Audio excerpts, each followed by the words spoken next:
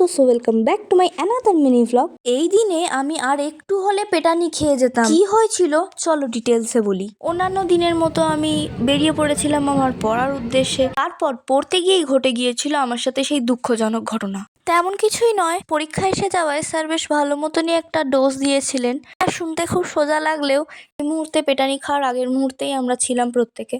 ভিডিওটা করার কারণ হচ্ছে, তারপরেও আমরা চুপচাপ পড়ে বাড়ি চলে যাইনি। নির্লজ্জের মতো এসছিলাম পাশে একটা বই মেলায় একটু ঘুরতে।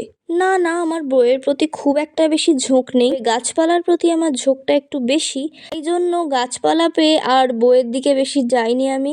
এখানে গোলাপের বাগান, কি সুন্দর মনে হচ্ছিল, দেখতেই থাকি, ফিরতে আর মনই চাইছিল না। কিন্তু তারপর আবার স্যারের কথা মনে পড়ে গেল, যাতে সেইটা বাড়ি অবধি না পৌঁছে যায়, সেই জন্যই আর কি বাড়ি আমিই চলে এলাম।